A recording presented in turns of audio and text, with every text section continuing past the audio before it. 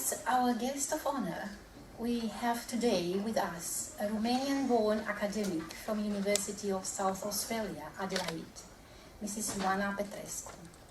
Dr. Ioana Petrescu, lecturer in professional writing, School of Communication, Information and New Media, teaches courses in professional writing, editing, publishing, document design, creative writing, poetry, short story, and communication. Her areas of expertise are writing, editing and publishing, literary theory and criticism, and the sociology of writing, theory and practice of the relation author, literary agent, PR, editor, publisher, bookseller, reader. Today, Ioana Petrescu will speak about being Romanian and Australian in the same time, between two cultures, negotiating ethnicity and writer's voice in poetry. Let us welcome Ioana Petrescu.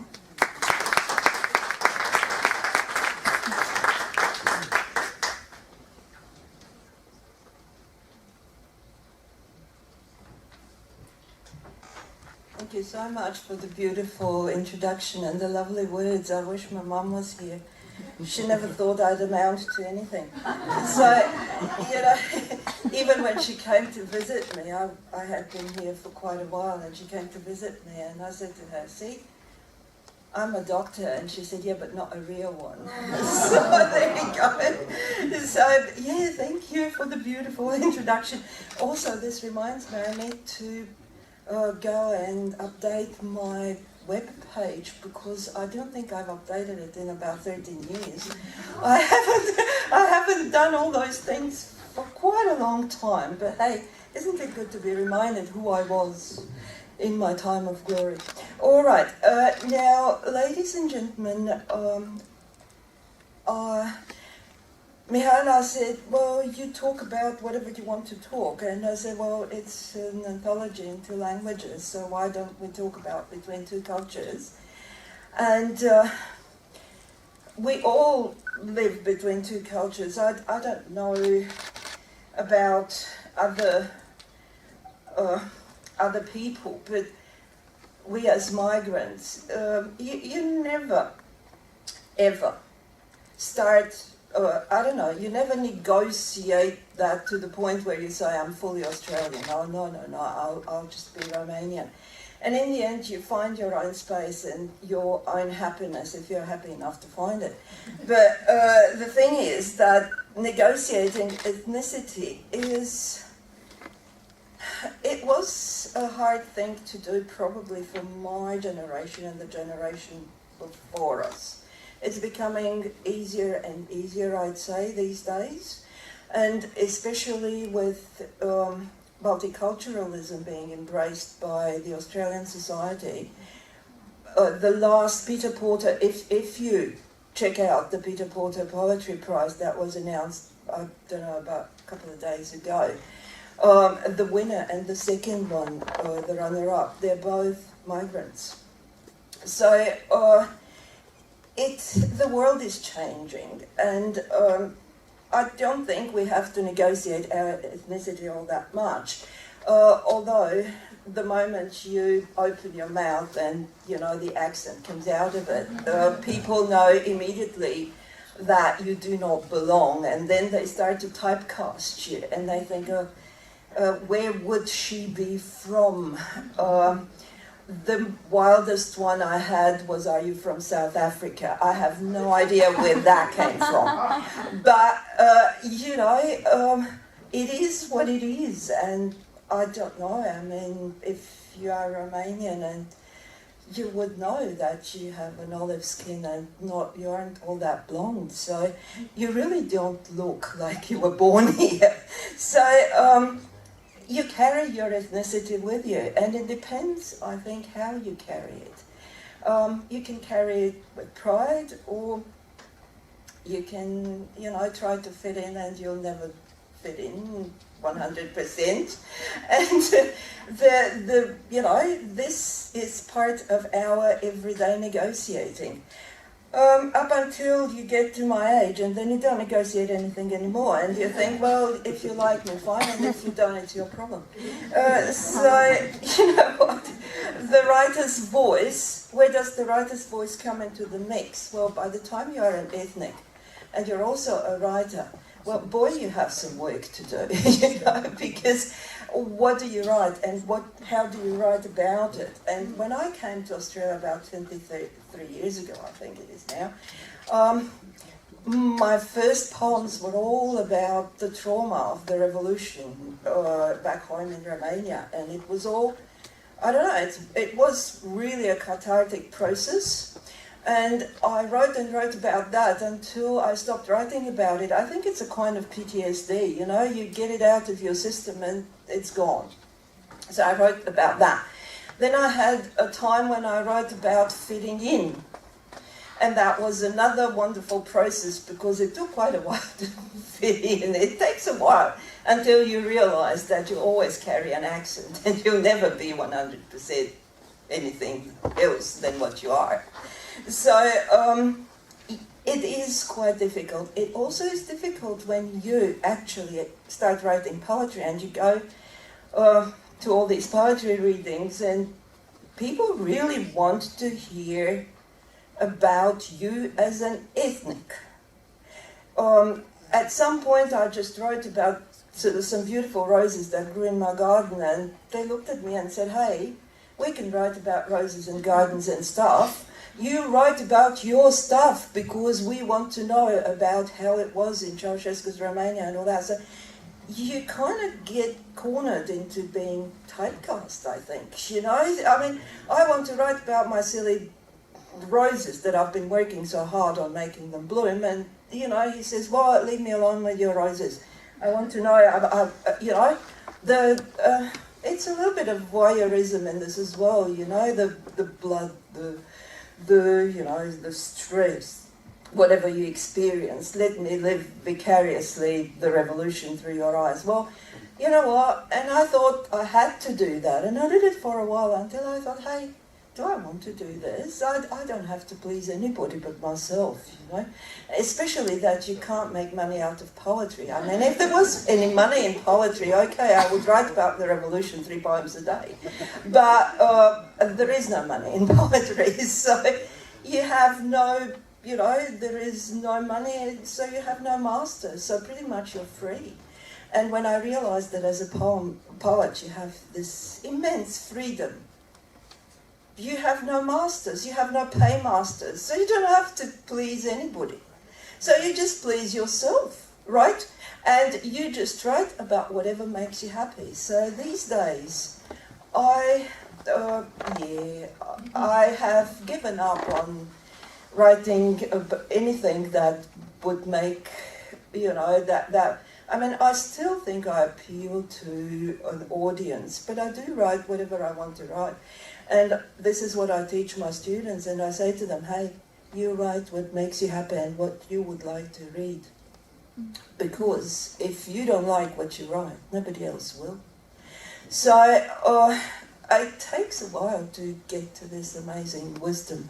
And here I'm giving to you for free, of course. So there you go. The writer's voice in poetry. Well, it is who it is, and you are who you are, and be proud and happy to be what you are. And we're all different, and we should be happy and thrive in the difference. Now, the journey was as it was. I'll illustrate it very quickly in a couple of poems, because obviously as a poet you're expected to read a poem, so there you go, another expectation. What if I started dancing? You wouldn't like it. So, one of my first books was called Fumigated. And you know why? Those people who migrated around the same time when I came, do you remember those people coming on the plane with the aerosol, yeah? And I thought, hey, I know I'm from Transylvania, but do they have to fumigate me in order to migrate, you know? So that's why I called my first, this is my second book. I called it Fumigated, and I put a very dark castle image there, you know, because I thought, well, if you want to fumigate it, then here's the castle, fumigate that too. So that was a little, you know, the beginning of the journey, really. And people ask me very often, why did you leave? Well, there are many answers to that question, and most of us, you know, sometimes we don't even know the answer to that question. But I'll read for you a poem that is probably one of the many reasons why people sort of just pack their suitcase and just go to the other end of the world over 5 continents, right? So this poem is called Tear Gas, and it's about Romania 1991. I don't know how many of you were still there. Was anyone still there in 91? A couple of you. So this is called Tear Gas. I'd rather be with my own thoughts, but this man feels like talking. It's winter, and we carry our social classes in the 2nd class compartment. The train is not heated. We're still recovering after the revolution. Craving warmth, I'm wearing my grandmother's fur cap. No one minds except me. In fact, I'm often envied for the warmth of the dead otter. He's wearing a heavy winter coat, thin at the collar and elbows. He hardly ever sees the light, he tells me. He is a miner. I look through my own poverty every day in the daylight. It's as transparent as his winter coat's elbows.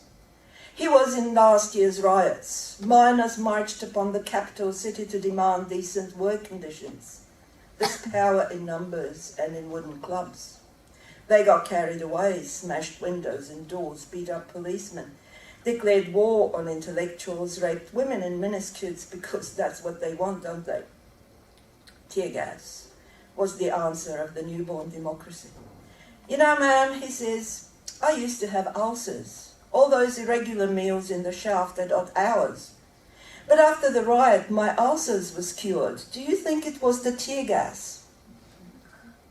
I feel solidarity with this man, but know that last year, if he'd seen me wearing a miniskirt in the university street, he and his mates would have beaten me up. I don't know, I say. I don't know if it was the tear gas. How does it feel to work there in the shaft? I've got used to it, he says. And we've got neon light. I live in the daylight and the cold with a dead otter's fur on my head. And right now I'm sharing a train compartment with a man who would have beaten me up had he met me last year before he got rid of his ulcers. I look him directly in the face. His eyes aren't swollen and itchy anymore. Mine are. So that was true. That was really true. I mean, he honestly believed that the tear gas had cured him of his ulcers. So, you know, then my journey, like I said, got a little bit better. So let's lighten the mood. I'll read you a short one.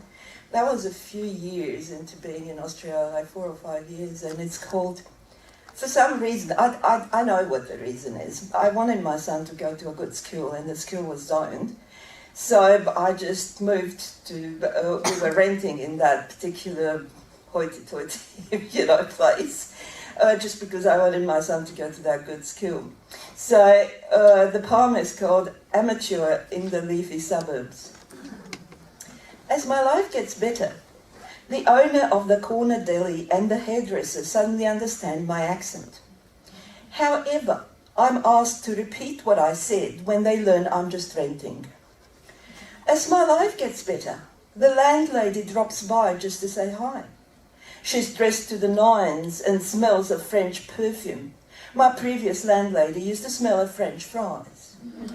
As my life gets better, I have 2 bathrooms, 2 showers, 2 toilets, so I can feel relieved, established. So that was a few years into the whole business. And then, you know, I applied for all sorts of positions and get a position at the university. And yeah, I think I'm now closer to retirement, and I just want to sort of go to Machu. I was on Machu Picchu and I was on Easter Island last holiday. So that's what I'm gonna do. If you need to talk to me, just send me a not an email, but something by Condor, I think.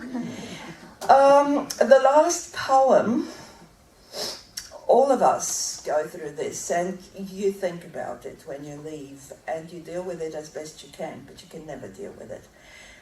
Basically, if you migrate to Australia, there's no way, if your parents get sick, that you could get there in time, right? So that's something that you have to negotiate and think about and live with it, because you won't be there. It takes, about a day or so to get to Romania by a couple of planes. So, yeah. I did get there, but my mum was already in a coma and she died that night. So, what can I say? I'll just read the poem and I'll leave you with the poem, and maybe with a happier thought at the end. The poem is called His Collarbone. I haven't thought much about the family grave, but I have often wondered how the peony flower broke through cement. I can see now it's firmly anchored to the sides beneath the headstone. My mother's coffin just fits underneath. The priest pours oil on it. I don't know why. I haven't been to church in years. There are 2 bags on the side of the grave. These are your grandmother's bones, he says, and these are your father's. First time I see my father after 20 years. A bag of bones. I shouldn't faint, it's him. And yet all I can see poking through the bag is this delicately curved white collarbone. I wonder how he could carry me when I was little on his back if his white bones were all that delicate. He should have drank more milk, I think. The priest pours oil over the bones. I don't know why and what it means. I haven't been to church in years. Priests and doctors. The first poke at your soul, my father used to say. The second at your body. So he smoked some more brown nicotine designs mapping the hands he waved, reciting verses from Baudelaire. They know nothing, he used to say. Coffee puts blood pressure up and vodka puts it down, and if one drinks both at the time, the perfect balance is achieved, he used to say, and drank more coffee balanced out with vodka. My mother's coffin's lacquered and has leaves carved in the wood. She used to love flowers and leaves. The priest lowers the bags of bones back in the grave. One is my grandmother, the other is my father. Now they are both together at my mother's feet. The priest pours oil. I don't know why. I haven't been to church in a while, and I can still see my father's collarbone. And that's pretty much how it feels to be a migrant if you, I don't know, if you have to negotiate that kind of thought.